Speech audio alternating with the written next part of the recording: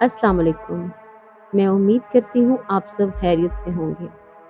Horror stories کی دنیا میں آپ سب کا خوش آمدید۔ میں آپ کو حقیقت پر مبنی کچھ ایسی کہانیاں سناؤں گی جو آپ کا بھی دل دہلا کے رکھ دیں گے۔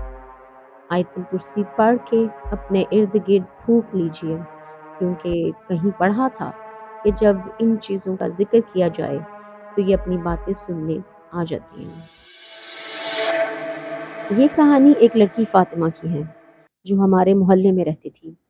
فاطمہ ہمیشہ تیار رہتی، کپڑوں سے لے کر بالوں تک ہر چیز پرفیکٹ، اور سب سے زیادہ اس کی پہچان تھی اس کے پرفیوم کی مہک۔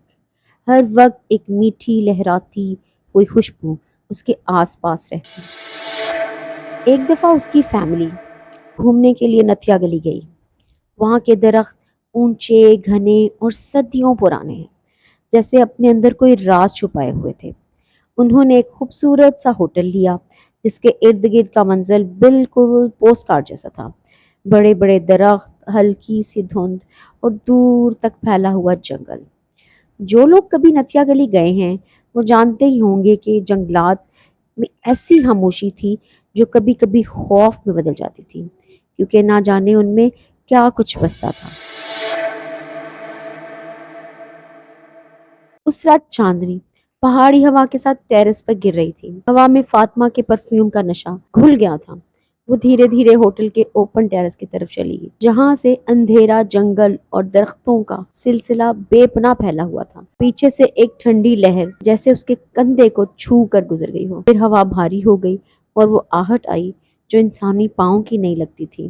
اس کے آس پاس ہوا کا دھیرے سے دائرہ سا بن گیا تھا، اور پھر جیسے کوئی نہ دکھنے والا ہاتھ اس کے کندھوں پر رکھا ہو۔ اس رات فاطمہ کو ایک جن چمٹ گیا۔ پہلے تو بس اس کی آنکھوں کا رنگ بدلا، پھر اس کے چہرے کا، پھر اس کی آواز۔ واپس محلہ آنے کے بعد وہ پہچان میں نہیں آتی تھی۔ وہ بلا وجہ چلاتی، گھر والوں کو مارتی پیٹتی، اور کبھی تو کسی کا گلا بھی پکڑ لیتی۔ اس کی امی نے ایک دفعہ اس کا ہاتھ پکڑا تو فاطمہ نے اتنی زور سے انہیں دھکا دیا کہ وہ دور جا کے گری۔ ہر کسی پہ چلانا، مارنا، چیزیں توڑنا، جیسے کوئی اور اس کے اندر رہتا ہو۔ گھر والوں نے ایک عامل کو بلایا۔ عامل نے گہری آواز میں کہا، یہ جن عاشق ہے اس پہ۔ عامل نے ان کو مشورہ دیا کہ اگر شادی ہو جائے نا تو اس کی جن اسے چھوڑ دے گا، مگر فاطمہ صرف 15 سال کی تھی۔ عمر چھوٹی ہونے کی باوجود عامل کے مشورے پر اس کا نکاح ایک رشتہ دار کے بیٹے سے کر دیا گیا۔ لیکن نکاح کے بعد بھی کچھ عجیب سا تھا۔ فاطمہ کے چہرے کا وہ پیلا پن، رات کو آنکھوں کا چمکنا اور ہوا کا اچانک ٹھنڈا ہو جانا، یہ سب کبھی ختم نہیں ہوا۔